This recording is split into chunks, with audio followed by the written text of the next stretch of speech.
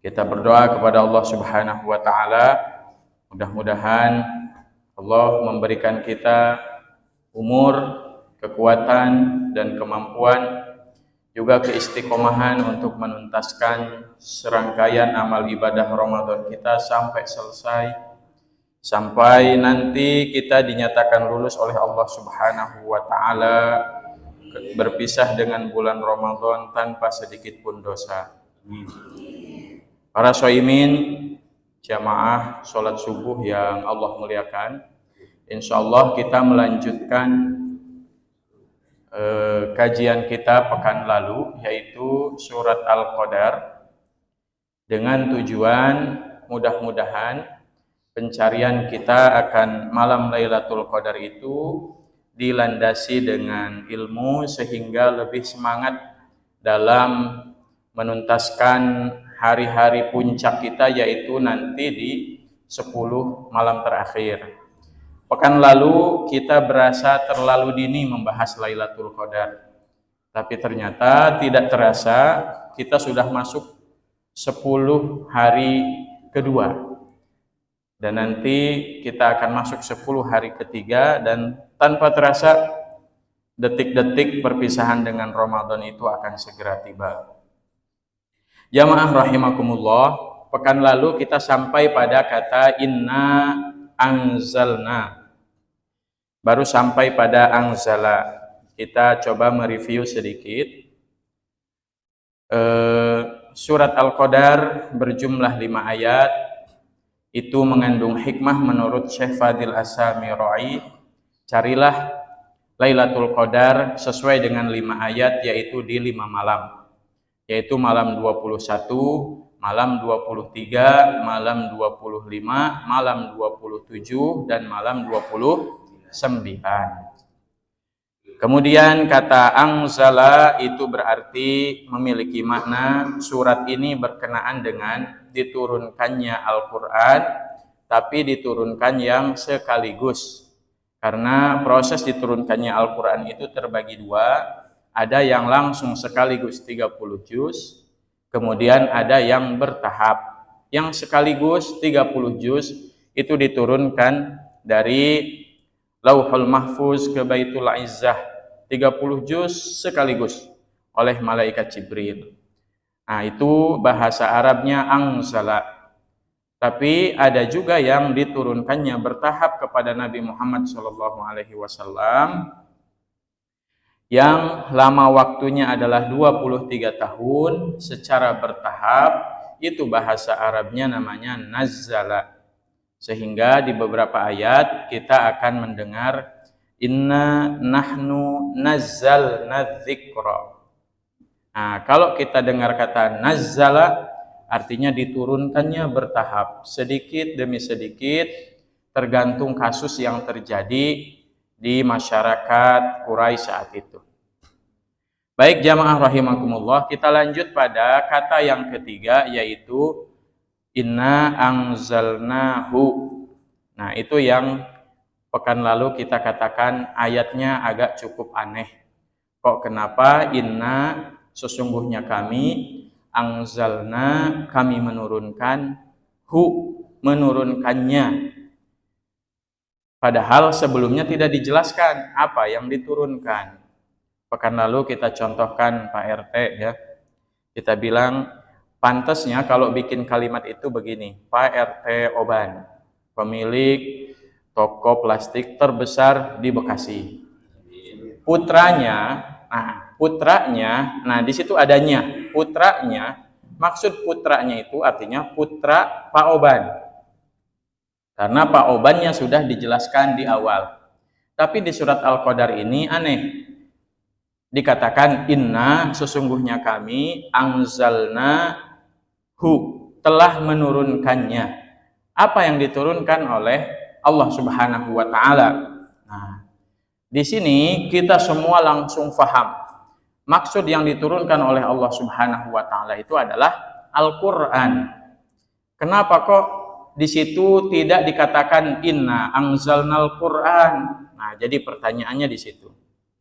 Ternyata Bapak dan Ibu sekalian, kenapa disebut inna anzalnahu? Karena itu ingin memberikan pemahaman kepada kita semua satu suasana di mana Al-Quran saat itu sedang menjadi topik pembicaraan nomor satu.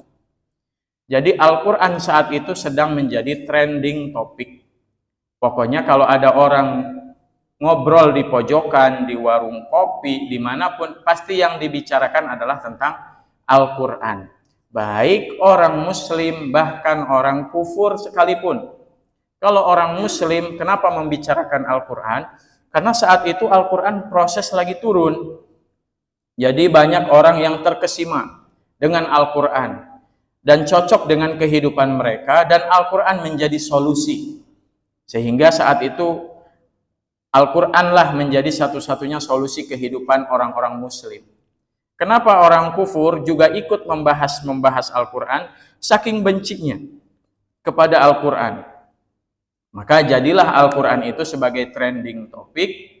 Dan kenapa disebutkan itu untuk menggambarkan kepada kita betapa orang itu, kalau sudah sesuatu itu terkenal, kalau sudah sesuatu itu sangat menjadi topik utama pembicaraan, tidak perlu dijelaskan lagi. Ya contohlah kayak sekarang, misalkan kita berbicara, oh alhamdulillah satu putaran. Nah, kita mendengarkan kata satu putaran, maka otak kita langsung refleks, tidak kemana-mana pikirannya. Oh iya satu putaran, nggak jadi dua putaran.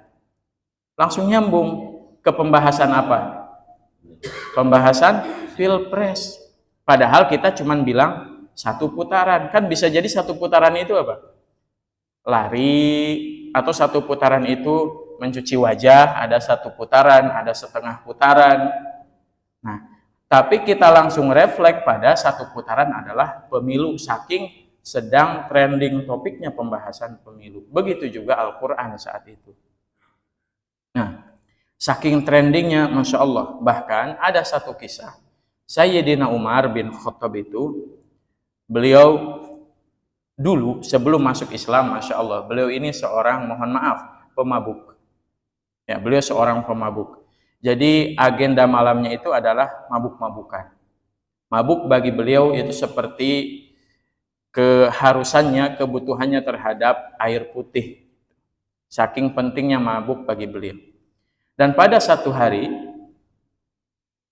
beliau diajak oleh sahabatnya untuk ikut ngintip Nabi Muhammad akan sholat di sekitaran Ka'bah. Ya kalau kata kita, ya Umar, nanti malam mau ndak ikut ngelihat Muhammad tuh lagi sholat, katanya.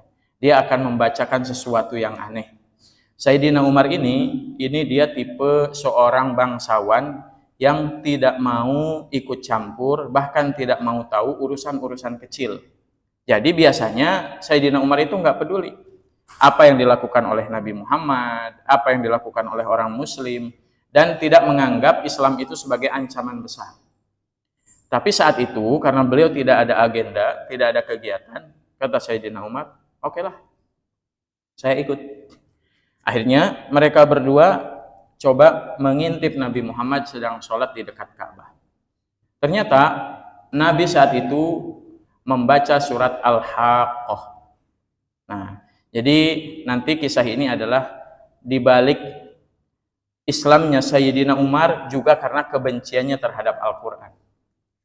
Dibacalah oleh Nabi Muhammad Al-Haqqah, Mal-Haqqah, wa ma adraka mal-Haqqah. Sayyidina Umar terkesima dengan ayat Al-Haqqah. Kata Sayyidina Umar apa? Loh, kok ini kata-katanya bagus banget. Ini nggak mungkin kata-kata orang biasa.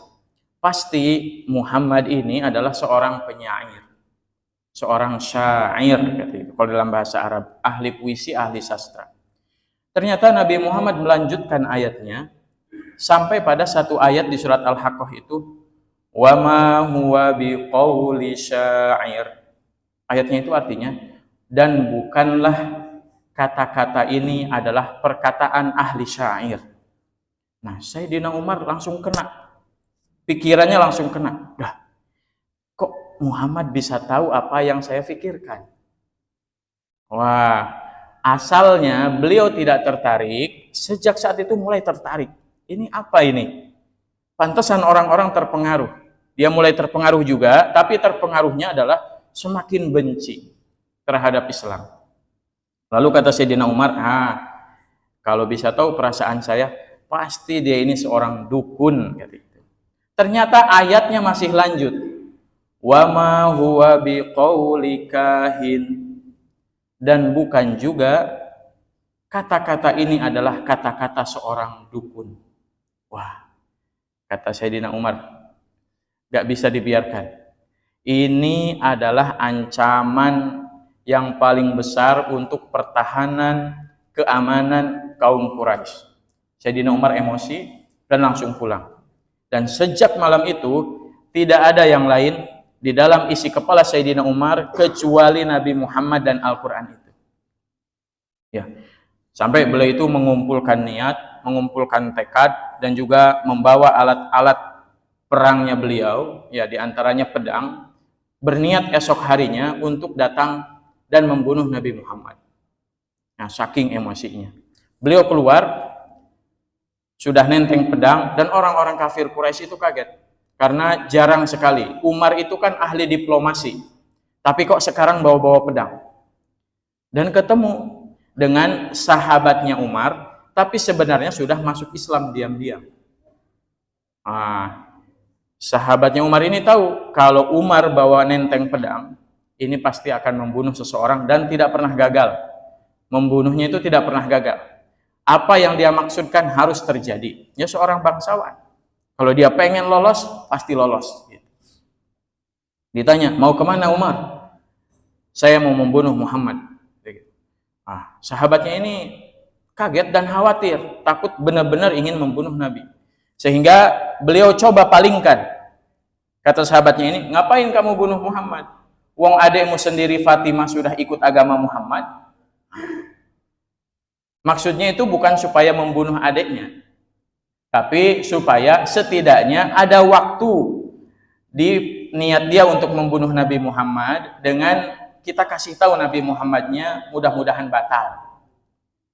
Ternyata betul, Sayyidina Umar batal datang ke rumah Nabi Muhammad dan dia belok ke rumahnya Fatimah, adiknya Sayyidina Umar sendiri. Pas datang ke rumah Fatimah, dari luar Sayyidina Umar mendengarkan apa yang sedang dibaca oleh Fatimah. Ternyata beliau sedang belajar membaca surat Toha. Dan yang ada di kepala Sayyidina Umar, bahaya ini, Al-Quran ini sudah membuat hati saya gelisah, sudah membuat orang-orang se-Mekah ini gelisah. Pas mau masuk, dia dengar adiknya membaca surat Toha. Toha. Ma anzalna 'alaikal Qur'ana litashqa. Ayatnya itu Toha. Ma anzalna. Kata Allah, tidaklah kami turunkan 'alaikal Qur'ana, kepadamu Al-Qur'an ini, litashqa, untuk membuatmu gelisah, untuk membuatmu sumpah. Sayyidina Umar yang awalnya berniat ingin menyiksa Fatimah, tapi dalam riwayat lain sudah disiksa, sudah dikepret duluan. Ketika mendengar ayat itu, semua kebenciannya terhadap Al-Quran menjadi rontok. Semua kebenciannya terhadap Nabi Muhammad rontok, luluh saat itu. Dan Allah balikkan hatinya, yang awalnya ia mencari Nabi Muhammad adalah untuk membunuhnya, ternyata berbalik niat ia mencari Nabi Muhammad untuk masuk Islam. Dan karena mendengarkan surat Al-Haqqah dan Toha itu, akhirnya Sayyidina Umar bertemu dengan Nabi Muhammad dan berikrar asyhadu an la ilaha illallah wa asyhadu anna Muhammadar Rasulullah. Itulah kenapa Al-Quran tidak disebut Al-Quran lagi di surat Al-Qadar, tapi disebutnya inna anzalnahu. Karena memang untuk mengcapture suasana saat itu, betapa orang-orang sedang masif membicarakan Al-Quran. Baik itu masif membenci, ataupun masif mencintai. Nah, luar biasa ya. Jadi begitulah cara Al-Quran bekerja, Bapak-Bapak sekalian. Mungkin kalau kita yang bikin cerita, kita akan menuliskan pada saat itu orang-orang sedang membicarakan Al-Quran dan tidak ada lagi tema pembicaraan yang lain. Mungkin kalau kita yang nulis Al-Quran, tulisan kita akan seperti itu. Ingin menggambarkan betapa Al-Quran ini sangat terkenal saat itu. Tapi Allah Subhanahu wa Ta'ala tidak. Dengan ilmunya, dengan hikmahnya, cukup mengatakan inna anzalnahu sampai-sampai kita faham betapa Al-Quran itu menjadi buah bibir saat itu. Itu contoh yang pertama ketika yang merespon Al-Quran itu dengan respon kebencian. Ada lagi contoh yang kedua, kenapa anzalnahu bukan anzalnal Quran, yaitu dari seorang sahabat Nabi Muhammad Shallallahu Alaihi Wasallam yang bernama Abbad bin Bishr. Nah, kalau ini orang Muslim nih. Abbad bin Bishr itu bersama dengan Nabi dan pasukan pulang dari suatu peperangan. Dan alhamdulillah saat itu umat Islam menang. Kemudian mereka menawan satu tahanan, ya satu tawanan, yang mana tahanan ini adalah, mohon maaf, seorang perempuan. Nah, ditawan oleh Nabi Muhammad dan pasukannya, dibawa di satu lembah, dan tawanan itu banyak. Ya namanya habis perang, memang resikonya seperti itu. Ternyata suaminya masih hidup, selamat karena kabur. Jadi dari belakang suaminya ini nguntit, wah dibawa kemana ini? Nah, tibalah di satu tempat, di satu malam, akhirnya kaum muslimin itu semuanya beristirahat. Para nabi dan para pasukannya semuanya beristirahat, termasuk para tawanannya. Nah, di situ mulai itu merencanakan siapa yang akan berjaga malam ini di sini. Nah, mulailah angkat tangan, namanya Abbad bin Bishr. Abbad bin Bishr ini adalah orang yang dipersaudarakan dulu di Madinah dengan Ammar bin Yasir. Jadi Ammar bin Yasir itu yang ibunya, mohon maaf, waktu awal-awal ibunya ditusuk pakai tumbak, ya, yang dijemur, bapaknya juga dibunuh. Nah, Ammar bin Yasir dan Abbad bin Bishr itu dipersaudarakan di kota Madinah, menjadi saudara, dan saat malam itu yang jadwal ngeronda mereka berdua. Ya Rasulullah, biar kami berdua yang meronda malam ini. Rasulullah dan para pasukan tidur. Nah, akhirnya karena melihat suasana aman, nah aman ini mah nggak usah ada yang dijaga. Ammar bin Yasir tidur, Abbad bin Bishr, mubazir ini, daripada luntang-lantung nggak jelas, mendingan saya sholat. Karena Abbad bin Bishr ini punya satu surat yang paling dia cintai dalam hidupnya, yaitu surat Al-Kahfi. Jadi kalau ada waktu kosong, dia tuh pengen baca surat Al-Kahfi tapi sambil sholat. Nah, pas waktu itu malam, dia sholat, baca Alhamdulillahilladzi anzala ala abdihil kitab, dibaca gitu. Nah, lagi sholat, ternyata dari atas bukit sana ada yang ngelihat, wah, ini kayaknya semua orang lagi tidur, yang jaga cuma satu. Nah, dan dia ini pemanah. Dan pemanah ini adalah suami si perempuan yang ditawan tadi. Akhirnya dari atas dipanahlah orang yang lagi sholat itu, Abbad bin Bishr itu, dan kena. Akhirnya darahnya mengalir. Tapi masih tetap bertahan. Ya. Kemudian dipanah lagi yang kedua, kena juga, dan darahnya mengalir juga banyak. Akhirnya Abbad bin Bishr tidak tahan, kemudian terjatuh dan terkena kepada Ammar bin Yasir. Ya, Ammar bin Yasir langsung berdiri. Abbad bin Bishr tumbang, Ammar bin Yasir berdiri. Orang yang tadi lihat dari atas, kaget, kirain cuma sendiri. Ternyata ada, dan kemungkinan masih banyak lagi katanya, yang jaga. Dia kabur. Ammar bin Yasir terheran dan bangga kepada Abbad bin Bishr. Kok kenapa? Baru ngasih tahu setelah dua anak panah itu menancap di tubuhnya dan darah itu sudah keluar banyak. Kenapa? Ditanya. Apa kata Abbad bin Bishr?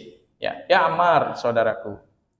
Wallahi, kata beliau itu, demi Allah, aku terbunuh. Kalau bukan karena janjiku kepada Nabi Muhammad untuk menjaga Nabi dan pasukannya, maka demi Allah, aku lebih cinta untuk terputus nyawaku dibanding aku harus memutus surat Al-Kahfi kecintaanku. Nah, jadi Abbad bin Bishr itu mendingan putus nyawanya daripada harus motong surat Al-Kahfi. Saking cintanya kepada salah satu surat di dalam Al-Quran. Nah, jadi di situ Bapak-Bapak sekalian, pelajarannya adalah kenapa saat itu sangat viral Al-Quran. Karena memang kecintaan para sahabat terhadap Al-Quran itu melebihi daripada cinta mereka kepada dirinya, kepada keluarganya, kepada hartanya, dan lain sebagainya. Nah, mungkin pertanyaannya sekarang di kita. Di mana posisi Al-Quran dalam hati kita dibanding dengan uang kita? Di mana posisi Al-Quran di hati kita dibanding dengan pekerjaan kita? Di mana posisi Al-Quran dalam hati kita dibanding dengan anak-anak kita, dengan istri kita, dan kebutuhan kita? Nah, jadi itu kenapa disebutkan di dalam Al-Quran, Inna anzalnahu. Jadi Masya Allah, kalau kita teliti satu demi satu huruf di dalam Al-Quran, itu tidak ada yang fail, tidak ada satupun huruf yang gagal, tidak ada satupun huruf yang tidak berarti dalam Al-Quran. Semuanya mengandung hikmah, mengandung makna. Bahkan sampai satu alif di dalam Al-Quran, yang alifnya itu di atasnya suka ada lambang nol ya, kayak alif disukunkan, artinya alif itu tidak berfungsi sebagai mad gitu. Ada alif tapi tidak dipanjangkan, itu pun nanti akan mengandung hikmahnya yang luar biasa. Itulah Al-Quran. Dan memang solusi hidup kita ini sebenarnya tidak jauh. Solusi hidup kita, ketenangan kita memang adanya di situ. Nah, baik itu inna anzalnahu. Berarti tinggal 5 menit lagi ya Pak RT. Ya. Fi lailatul qadar. Kita coba maksimalkan 5 menit. Lailatul qadar. Apa sih arti sebenarnya Lailatul Qadar? Nah, kita menyoroti Al-Qadar dulu, Pak. Al-Qadar, ternyata di dalam tafsir itu artinya ada 3, bukan 1. Yang pertama artinya doyikun, sempit. Yang kedua artinya syarofun, kemuliaan. Yang ketiga artinya hukmun, hukum. Jadi doyikun, syarafun, hukmun. Yang pertama sempit, yang kedua kemuliaan, yang ketiga hukum, keputusan. Kita coba dari yang terakhir dulu, yang simple. Kenapa disebut hukmun? Kenapa disebut kepastian? Karena qadar ini memang sebagaimana yang selalu kita sebut qada dan qadar. Qada dan qadar itu artinya qadar bermakna takdir. Para ulama, Bapak-Bapak sekalian, berbeda pendapat kapan sebenarnya takdir manusia itu diturunkan oleh Allah Subhanahu wa Ta'ala untuk 1 tahun ke depan. Nah, sebagian ulama berpendapat tanggal 15 bulan Sya'ban atau nisfu Sya'ban. Nah, tapi di situ ada keterangan nisfu Sya'ban itu amalannya yang diangkat. Nah, dan ulama yang lain berpendapat qadar kita, takdir kita itu akan Allah turunkan di setiap Lailatul Qadar untuk 1 tahun ke depan. Jadi kondisi kesehatan kita, ekonomi kita, umur kita, jodoh kita, kebaikan bangsa dan negara kita, tragedi-tragedi yang akan terjadi 1 tahun ke depan, itu Allah putuskan di malam Lailatul Qadar. Itulah kenapa disebut Lailatul Qadar, karena disebut juga Lailatul Takdir, malam diturunkannya takdir kita. Dan itulah kenapa juga untuk menyambut takdir itu, masa kita mau tidur? Masa kita mau Allah kasih takdir kita 1 tahun ke depan, kita nggak minta sesuatu yang terbaik? Gimana kalau dalam takdir itu ada catatan kita akan diserempet mobil? Seandainya di malam Lailatul Qadar itu kita berdoa, mohon keselamatan, 1. Atau yang kedua, mohon kalaupun terjadi sesuatu, jadikan saya mati syahid. Kan paling nggak enak kalau misalkan nggak jadi keserempet mobil, alhamdulillah. Kalaupun jadi keserempet mobil dan wafat, kita wafatnya syahid karena sudah kita mintakan di malam Lailatul Qadar. Tidak ada wafat yang sia-sia. Karena semua bagi kita bagus takdir kita, yang penting kita minta kepada Allah. Ya termasuk kalau ternyata nauzubillah misalkan ada opsi takdir kita 1 tahun ke depan itu usaha kita pailit, masa iya malam Lailatul Qadar kita mau tidur gak minta sama Allah, ya Allah jangan sampai pailit. Ya Allah jangan sampai setelah pensiun ini saya menjadi orang yang sulit. Jadikan setelah pensiun ini saya jadi orang yang sehat, produktif, amalnya bertambah. Kan itu kita minta di Lailatul Qadar. Itu yang pertama. Yang kedua, Lailatul Syaraf, malam mulia, memang sangat mulia. Kenapa mulia? Karena ya diturunkannya Al-Qur'an dan tidak ada kemuliaan bagi umat Islam kecuali kemuliaan diturunkannya Al-Qur'an.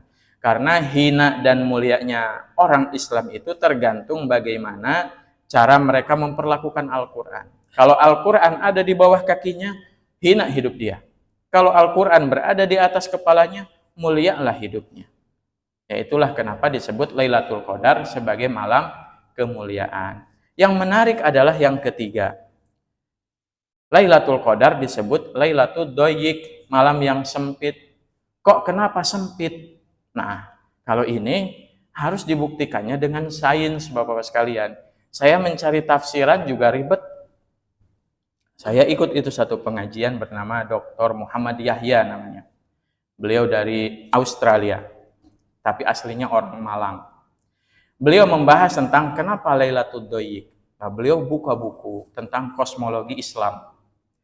Nah, Bapak dan Ibu sekalian, kalau di dunia itu ada satu kota namanya Makkah, dan di situ ada Ka'bah, dan Ka'bah adalah sebagai center, pusat dari bumi, pusat pergerakan bumi atau pusat apalah itu, dan kita meyakini itu karena di Mekah itu tidak akan pernah terhenti ila yaumil kiamah, akan ada terus orang yang tawaf, jadi akan terus dikelilingi Ka'bah itu.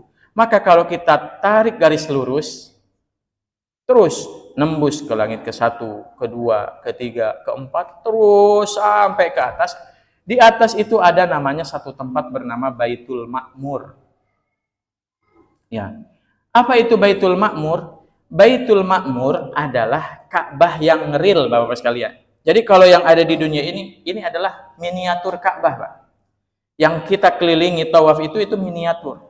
Yang aslinya ada di Baitul Ma'mur itu adalah Ka'bah yang sangat besar yang akan dikelilingi oleh para malaikat. Nah, dan yang menarik adalah para malaikat yang akan berkeliling bertawaf di Baitul Ma'mur itu jumlahnya setiap kali tawaf yang 7 kali itu berjumlah 70.000 malaikat. Jadi sekali tawaf ada 70.000 malaikat yang tawaf, Bapak sekalian. Ya. Dan menariknya, semua malaikat hanya diberikan kesempatan untuk bertawaf oleh Allah Subhanahu wa taala sekali seumur penciptaannya. Jadi malaikat tidak ada yang seperti kita. Kalau kita kan bisa tawafnya nanti umroh 2 kali, haji 5 kali, amin. Kemudian umroh setiap tahun, amin. Itu kita bisa terus tuh umroh. Kalau malaikat enggak. Malaikat cuma dikasih kesempatan oleh Allah Subhanahu wa taala untuk tawaf sekali seumur hidupnya. Nah, dan terus akan ada yang tawaf dari mulai penciptaan malaikat sampai nanti hari kiamat akan terus ada yang tawaf 70.000 dan semuanya bergantian shiftnya. Nah, yang luar biasanya di saat malam Lailatul Qadar semua malaikat yang ada di langit kecuali yang bertawaf di Baitul Ma'mur akan turun ke bumi. Semuanya terkecuali yang 70.000 yang sedang tawaf di Baitul Ma'mur akan turun ke bumi.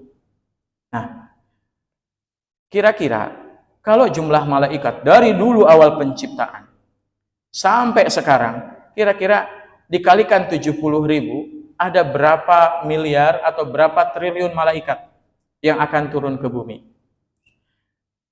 Itu bukan banyak lagi, Pak. Tapi harus pakai banyak. Saking banyaknya. Ya, jadi banyak. Dan kalau banyak dan turun ke bumi yang kecil ini, Kira-kira sempit gak bumi ini? Andai kita menyadari Bapak sekalian, pada malam Lailatul Qadar, andai Allah bukakan mata kita, tapi tidak ada manusia yang dibukakan matanya kecuali Nabi untuk menyaksikan malaikat, maka malam hari itu sebenarnya kita sedang berdesak-desakan. Dan di dalam satu riwayat tidak ada jarak di antara kedua jari yang dirapatkan begini. Jadi kalau ada dua jari yang dirapatkan, itu betul-betul tidak ada celah kecuali kita akan berdempetan dengan para malaikat. Tugasnya apa? Tugasnya malaikat yang Allah turunkan ke bumi yang jumlahnya triliunan kita tidak bisa hitung lagi itu untuk mengaminkan, mencatat setiap orang yang berdoa. Kita minta apa? Diaminkan oleh malaikat. Kita berharap apa? Diaminkan oleh malaikat yang jumlahnya triliunan. Jadi Bapak dan Ibu sekalian, nampak-nampaknya kalau di 10 malam terakhir itu kita sedang sibuk berbelanja, bershopping. Kita sedang sibuk membuat sesuatu yang sebenarnya tidak ada dalam randon Ramadan disyariatkan dalam Islam. Nampaknya kita rugi. Karena malam hari itu semua kebaikan akan Allah turunkan. Kebaikan dunia kita, kebaikan akhirat kita, semua harapan untuk negara, untuk bangsa, untuk agama kita, semuanya ada di malam Lailatul Qadar. Kalau hanya untuk menyempatkan 10 malam, tapi kita meraih dunia dan seisinya, masa mau kita tinggalkan, sementara itu jaminan dari Allah Subhanahu wa Ta'ala. Jadi untuk sekali lagi menghimbau ibu-ibu yang belum bikin kue dari sekarang. Jangan takut cepat habis. Coba diatur sama ibu ketua DKM, dibikin lumbung kue yang tidak disentuh oleh bapak-bapak. Setelah bikin kue, kumpulkan di RT. Nanti baru akan dibagikan menjelang Lebaran. Yang belum belanja baju, segera dari sekarang. Ya. THR belum turun, bisa minjam ke Pak RT. Ya. Belanja plastik dari sekarang, Bu. Belanja plastik, styrofoam bisa dari sekarang ke Pak RT. Jadi maksimalkan waktu-waktu yang ada sekarang untuk memenuhi kebutuhan duniawi kita sampai tanggal 20. Bismillah niat karena Allah, dari tanggal 21 kita start untuk memikirkan akhirat sebenarnya dan dunia kita juga. Dunia yang tidak terbatas. Baik, sudah jam 5:30. Mohon maaf apabila ada kesalahan. Wassalamualaikum warahmatullahi wabarakatuh. Waalaikumsalam warahmatullahi wabarakatuh.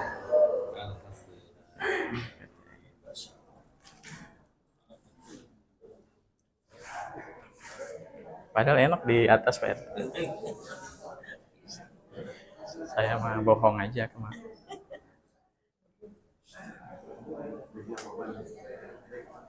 Oh. Mas rekam lagi.